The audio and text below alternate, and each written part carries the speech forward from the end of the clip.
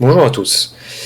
Aujourd'hui, je voudrais parler d'un sujet que je pensais vraiment pas en parler, parce que globalement ça m'intéresse pas trop en fait, mais je pense que il y a peut-être quelque chose à en dire, il y a peut-être quelque chose d'intéressant à en dire finalement, pour prendre position autre que justement prendre position en permanence. C'est le sujet de la cancel culture et le politiquement correct de nos jours.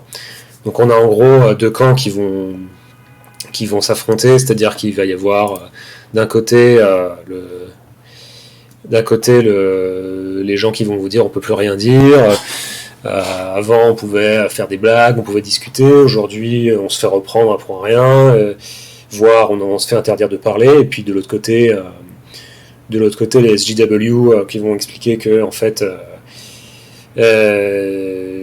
c'est un progrès de prendre en compte la souffrance des autres et que c'est important que chacun puisse se sentir représenté dans la société actuelle.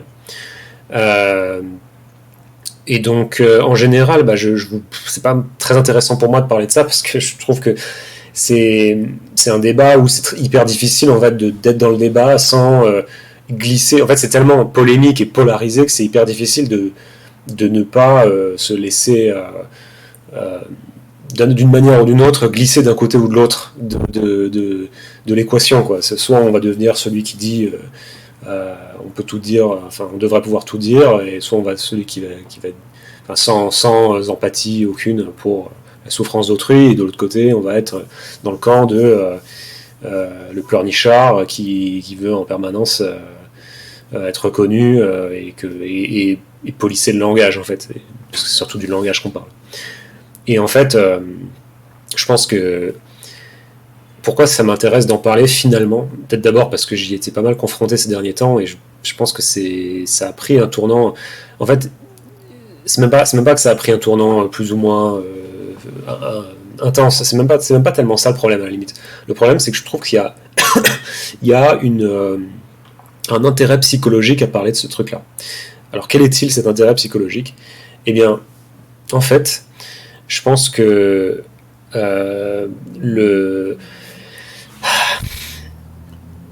en fait, c'est un problème interactionnel. C'est-à-dire que il y a deux personnes, il y a deux personnes qui vont se parler et qui ont chacune leurs valeurs, leurs exigences, leur manière de voir le monde. Et en fait, comment elles vont s'accorder dans ce qu'elles disent pour que chacun sente qu'il puisse ressortir de l'interaction de manière à peu près satisfaisante.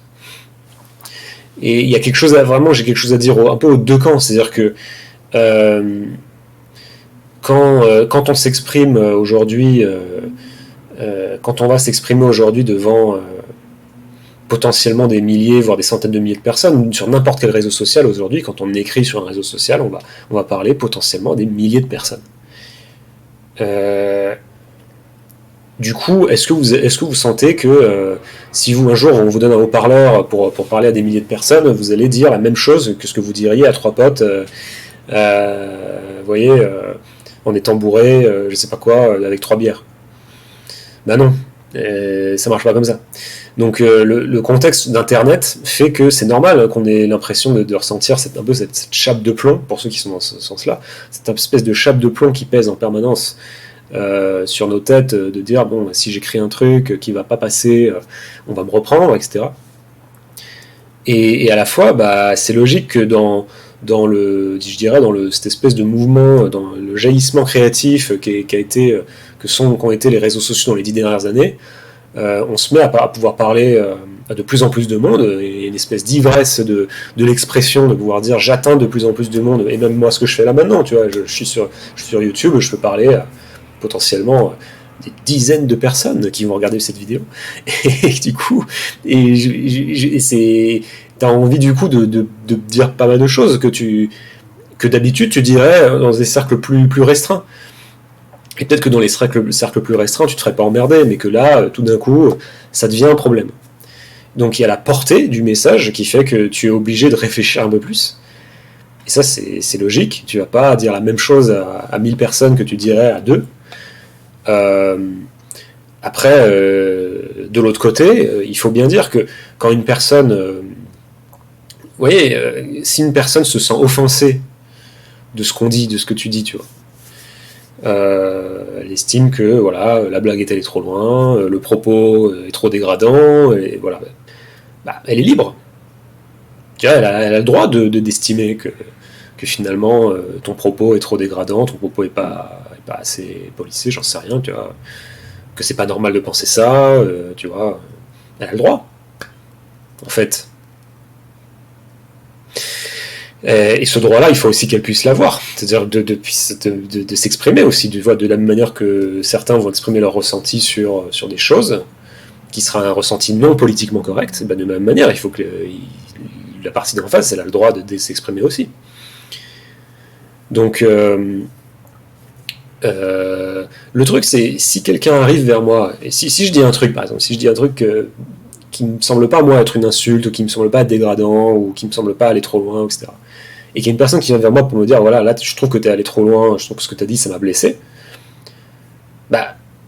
mon premier réflexe, ça va être de m'excuser, tu vois, ça va être de lui dire, je suis désolé, je pensais pas, tu vois, excuse-moi.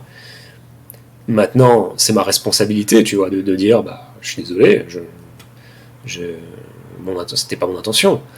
Mais cela étant dit, je ne suis pas là pour, s'il y a une personne racisée de n'importe quelle race, parce que là maintenant il est question aussi du racisme asiatique.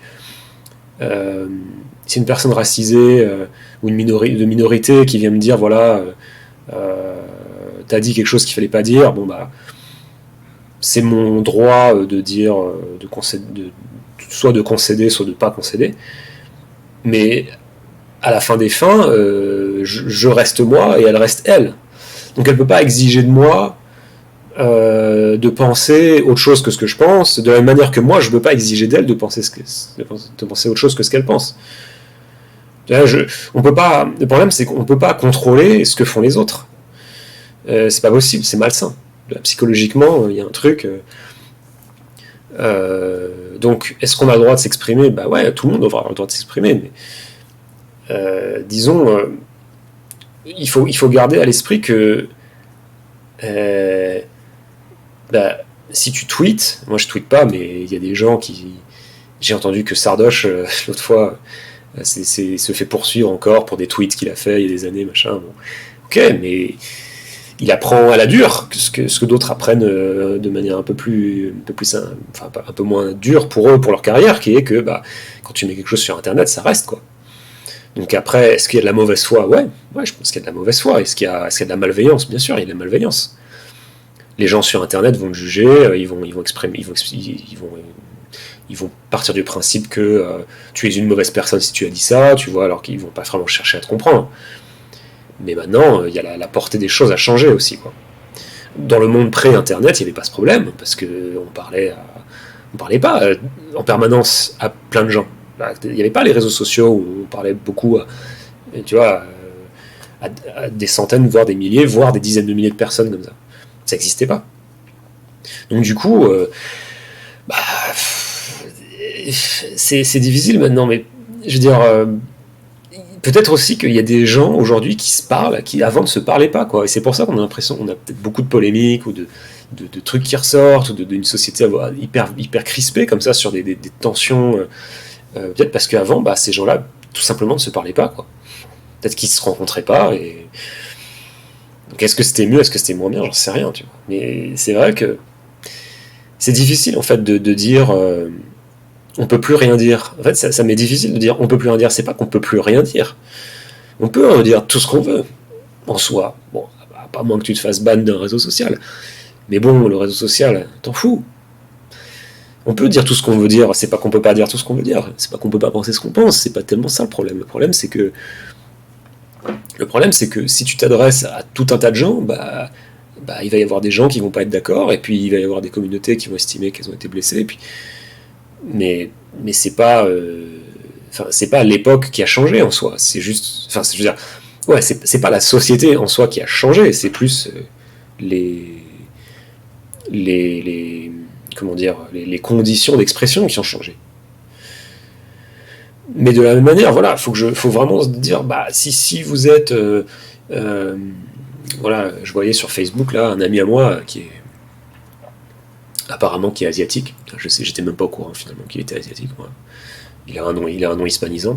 Je croyais qu'il était de Hawaï. Mais bon, apparemment, voilà. Et puis il parle du racisme anti-asiatique. Et visiblement, c'est quelque chose qui le touche profondément, quoi. Et je le vois sur Facebook. Je vois. C'est assez drôle parce que je vois une femme blanche qui lui répond. Qui dit je suis avec vous de tout cœur. Le racisme, c'est pas bien. Bon, voilà. Et elle dit, je ne comprends pas comment on peut être raciste. Enfin. En gros, elle dit ça. Tu vois. Moi, je vois pas les couleurs. Une personne est une personne. Bon, voilà, la soupe habituelle. Et lui, en fait, il répond, vous devriez comprendre. En tout cas, vous devriez essayer de comprendre, parce que si vous n'arrivez pas à comprendre le problème du racisme, vous pouvez pas nous aider. Tu vois. Et il l'a un peu, il l'a un peu rembarré, quoi. Tu vois, c'est-à-dire qu'il lui a dit, en gros, ouais, si tu veux m'aider, tu dois t'éduquer, tu vois, à tout un tas de trucs. Tu dois t'éduquer sur le racisme, en fait, si tu veux m'aider, moi. Et je trouvais ça assez malvenu de sa part, parce que, quelles que soient les choses dont il souffre par ailleurs, moi j'en sais rien, et je suis pas là pour juger de sa souffrance, c'est sa souffrance, ça lui appartient. Mais il n'a pas à exiger que d'autres l'aident, en fait. Il n'a pas à exiger ça des autres. Tu vois, ça lui appartient à lui. C'est pas la femme blanche qui passe sur son réseau Facebook pour le soutenir, en fait, à qui il revient de s'éduquer sur le racisme. Ouais, moi si je lui avais dit ça et qu'il m'avait répondu cette réponse-là, je leur ai dit, écoute, moi t'es gentil, mais j'en ai rien à foutre, fondamentalement, tu vois. Genre, j'ai pas de temps à perdre avec ces conneries, quoi, sur ça, tu vois. Donc là, il aurait considéré que je suis pas avec lui, que je suis contre lui presque, ou que il avait dit, si vous faites ça, vous êtes un bystander, vous êtes un passant. C'est-à-dire, vous passez, vous êtes le témoin d'un crime, enfin le témoin d'un, comment dire, je sais pas, de harcèlement, enfin vous êtes le témoin de quelque chose de mauvais et vous ne vous faites que passer, vous n'aidez pas en fait. Et le truc c'est que moi, s'il me dit pas comment je peux faire pour l'aider concrètement, moi, je peux rien faire. Enfin, c'est pas mon boulot en fait. C'est pas moi, c'est pas mon job. De la même manière, il y avait un mec qui m'avait dit. C'est pas un mec qui m'avait dit ça. C'était un article que j'avais lu on m'a envoyé sur un mec qui explique le racisme au quotidien, etc. Et puis il dit en fait, si vous êtes blanc et que vous aimeriez comprendre le racisme ou ce que ressentent les noirs, il faut vous faire à l'idée que les noirs, il faut d'abord qu'ils vous fassent confiance. Enfin, les personnes minoritaires, quoi. Les minorités, il faut qu'ils vous fassent confiance d'abord. Donc il faut d'abord que vous témoigniez de l'empathie pour leurs problèmes, pour que vous deveniez une personne safe, une personne de confiance, à qui ils puissent parler et à qui ils puissent exprimer justement ce qu'ils ressentent. Mais si vous n'êtes pas du bon côté de la ligne, ils vont considérer que vous êtes plus ou moins un ennemi. Il n'a pas utilisé le mot ennemi, mais en tout cas vous êtes de l'autre côté de la barrière, et du coup ils vont avoir des réticences à vous exprimer ce qu'ils ressentent, parce que c'est normal, à la limite, ils vont pas avoir envie de se livrer à vous, d'accord. Bon. Pourquoi pas? Mais moi, c'est pas mon boulot. En fait, si une personne fait partie d'une minorité, estime qu'elle a un problème avec, je sais pas moi, le racisme systémique, c'est à elle de me le dire. C'est pas à moi de manifester de l'empathie pour une personne dont je comprends même pas finalement ce qu'elle ressent, et d'ailleurs dont elle-même, parce que dans l'article il disait lui-même, en tant que blanc vous ne pouvez pas comprendre de quoi sont victimes en tant que blanc vous ne pouvez pas comprendre ce que ressentent les victimes de racisme. Donc il part du principe qu'on ne peut pas comprendre, soit, mais après il dit, il suggère qu'on devrait avoir l'attitude active de chercher à comprendre. Et en plus, dans la manière dont lui le veut, c'est-à-dire de manière empathique, de manière, en forçant pas le truc, en étant toujours, tu vois, comme si on s'adressait à un handicapé, en fait, tu vois. Et là, je dois avouer que d'un point de vue psycho, alors moi je dis pas d'un point de vue politique, ça, je m'en fous, sur cette chaîne, c'est pas vraiment, je cherche pas vraiment à donner mon point de vue politique sur les choses, ça me regarde, ça n'engage que moi, mais d'un point de vue psychologique, genre strictement psychologique, ça tient pas à ce raisonnement. C'est pas mon job, d'un point de vue sain, juste de frontières interpersonnelles, c'est pas mon job de m'intéresser à la souffrance de quelqu'un d'autre. C'est pas mon job. C'est cette personne-là qui souffre de ces choses-là, qui, si elle a besoin de mon aide, doit venir me voir et me dire, bah voilà, j'ai un problème qui est ça, et j'ai besoin soit de ton écoute, soit de ton empathie, soit carrément que tu m'aides concrètement pour gérer cette situation. Mais c'est pas à moi de deviner, en fait. On peut pas...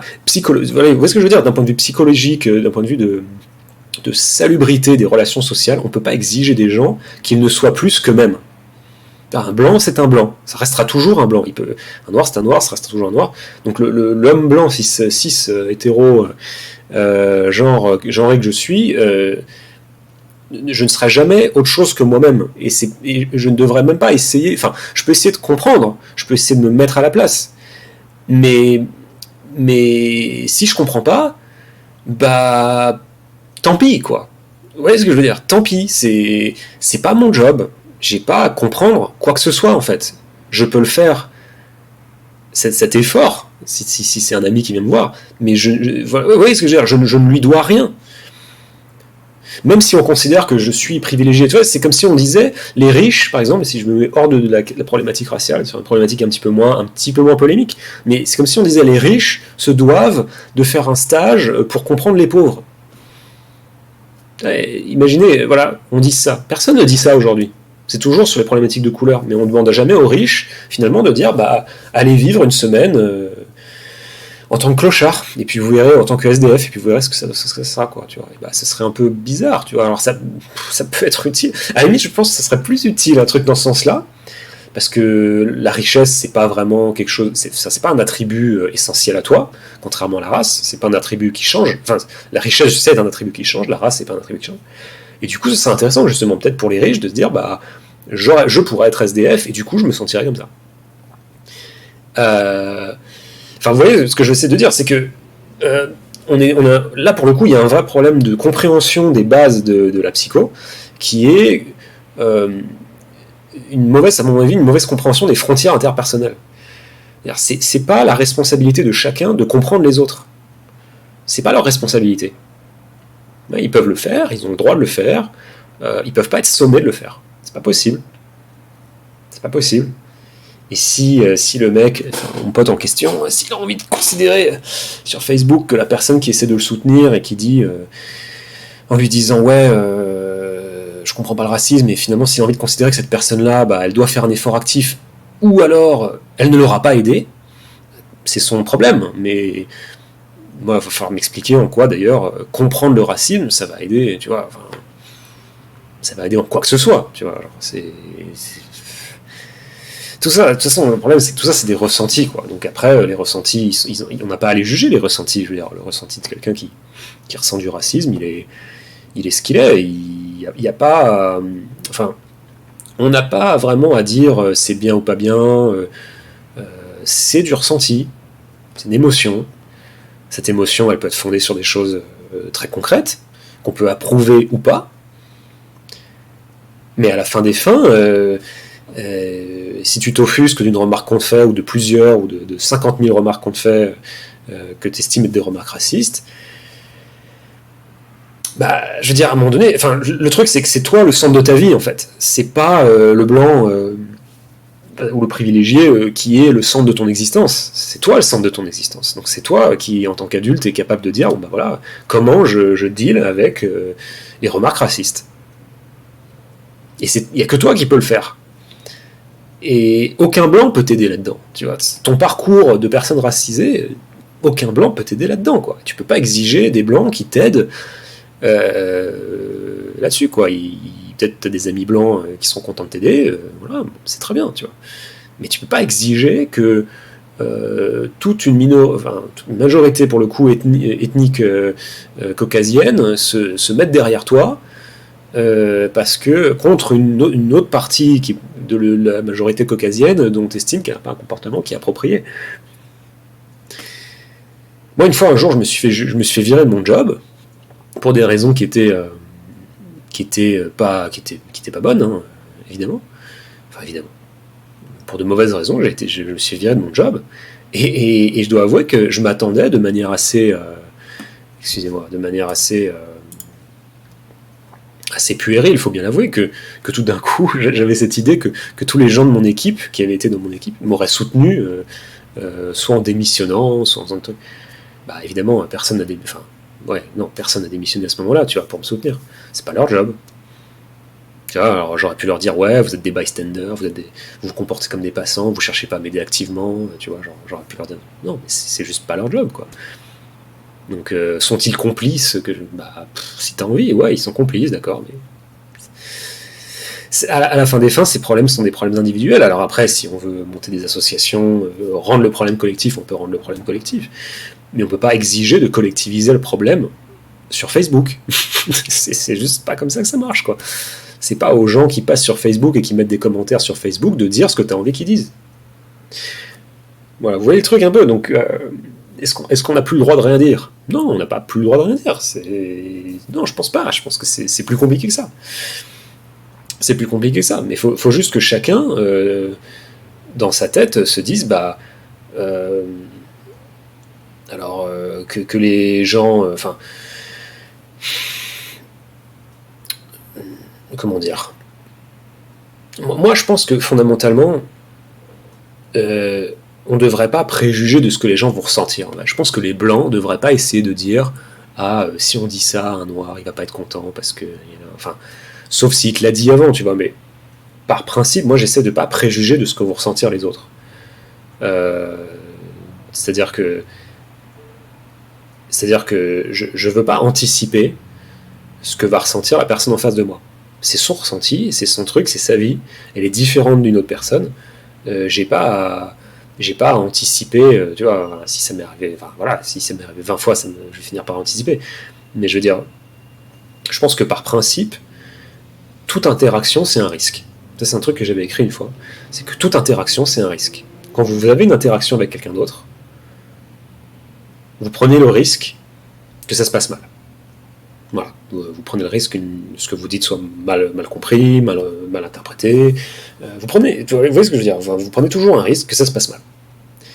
Ne pas prendre de risque, c'est enlever, je dirais, tout le sel de l'interaction. Le risque fait partie de la vie. Le risque, c'est ce qui fait qu'on crée de belles œuvres d'art, c'est ce qui fait qu'on a des théories scientifiques audacieuses, c'est ce qui fait qu'on crée des machines plus perfectionnées, parce qu'on prend des risques. Et ça, pour le coup, c'est un problème de l'époque. Je me demande si on a encore envie de prendre des risques. De risquer d'offenser. Voilà. Prenez le risque d'offenser.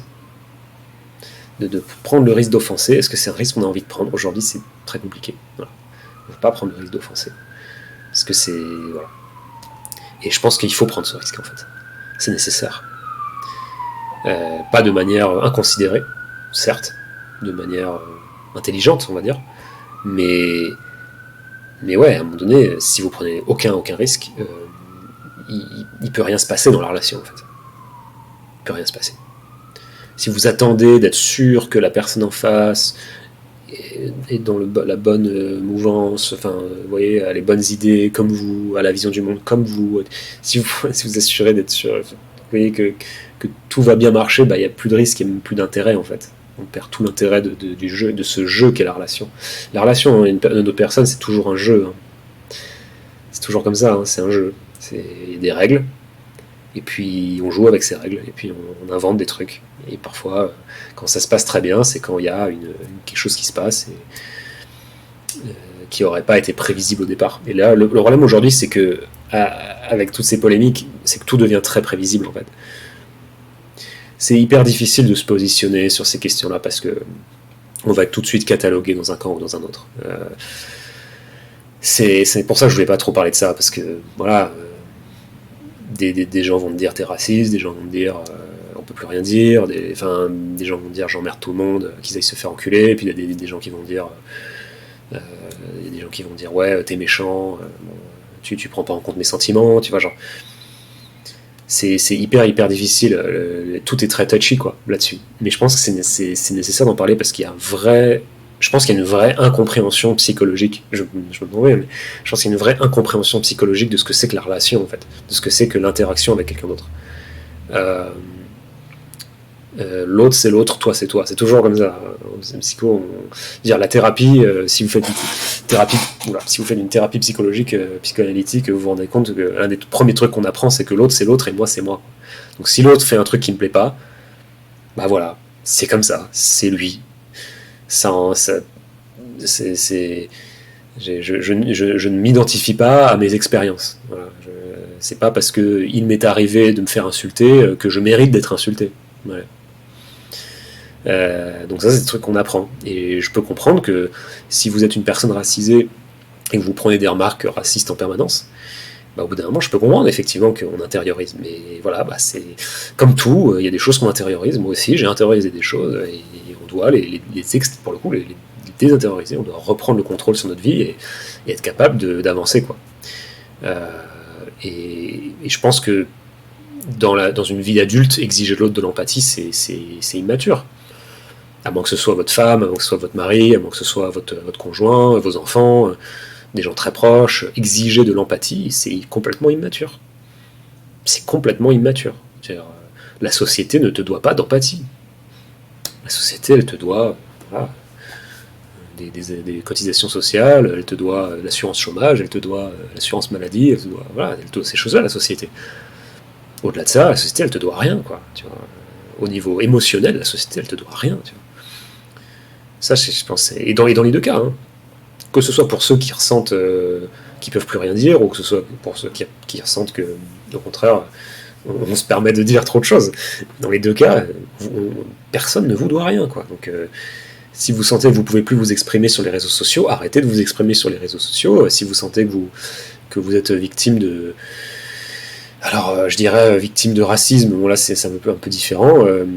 Si vous sentez que vous êtes victime de racisme, effectivement, il faut travailler pour vous en sortir. Et je dis pas, j'ai pas la solution pour vous, mais je pense que il faut arriver à passer au travers de cette situation qui est pas facile, hein, c'est évident. Mais ouais, c'est pas en prenant des pauses sur les réseaux sociaux. Et là, je dis blanc ou noir, parce que les deux font ça. Pour prendre des pauses sur les réseaux sociaux, vous allez résoudre le problème du racisme. Vous allez rien résoudre du tout, quoi. Vous allez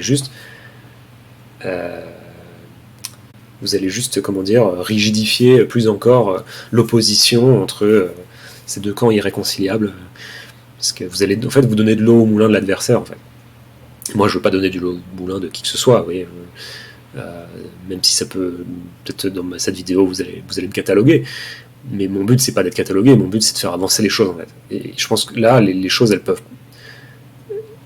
peuvent pas avancer d'un point de vue vraiment collectif. Vous voyez, ça marche pas, quoi. Enfin, moi, je sens que ça marche pas, quoi. Je pense que c'est immature pour un petit blanc, justement, un petit blanc privilégié, d'aller hurler sur les réseaux sociaux au racisme quand il y a un truc qui lui plaît pas. Je pense pas que ce soit... Moi, une fois, je me suis fait attaquer dans le métro. Attaquer, bon, ça va, j'ai pas de blessure, mais bon, voilà, je me suis fait agresser dans le métro. Il y a un mec qui est intervenu pour me soutenir. Enfin, qui est intervenu. Non. Il s'est interposé, mais enfin, c'est même pas qu'il s'est interposé, parce que le mec, en fait, en face, il était bourré, et puis il m'a pas fait grand chose, tu vois. Mais le mec, il lui a mis un gros coup de pression, tu vois. Il lui a dit, bon, tu fais pas ça, t'arrêtes, etc., etc. Et en fait, qu'est-ce que j'ai ressenti à ce moment-là? Est-ce que je me suis dit, oh là là, merci d'être venu à mon aide, pro-chevalier? Bah non, tu vois. Je me suis dit, j'avais honte en fait qu'il vienne à mon aide. Bah là, tu vois, du coup, j'imagine c'est pareil. Si t'es victime de racisme, alors je dis pas, si t'es victime de racisme dans les mots en tout cas, et que un blanc vient à ton aide, bah moi je ne peux que imaginer que tu ressentiras ce que moi j'ai ressenti, c'est-à-dire en fait t'auras honte, quoi, t'auras envie qu'il se taise, le blanc, quoi. T'auras envie qu'il te laisse prendre en main la situation toi-même et t'en sortir par toi-même. Tu vois, t'as pas envie d'être aidé par un autre blanc. Tu vois, genre, si tu considères que les blancs sont tes oppresseurs, est-ce que t'as envie d'être aidé par un autre blanc? Non, bah non, t'as pas envie d'être aidé par personne. T'as envie qu'on te foute la paix, tu vois.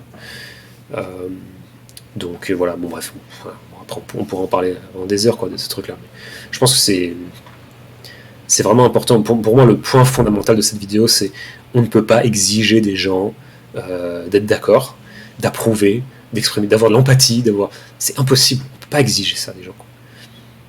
On ne peut pas. Les gens, ils vivent leur vie, ils se foutent de tes problèmes, quoi. C'est ce que je veux dire.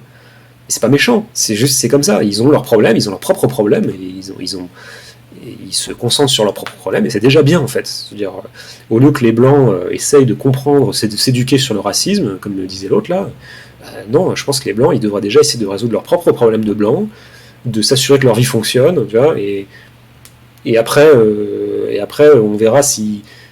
Enfin, disons, je pense que c'est après qu'ils auront la disponibilité pour aller aider les autres. Mais en général, les gens qui font ça, justement, ils n'en sont pas à cette étape-là.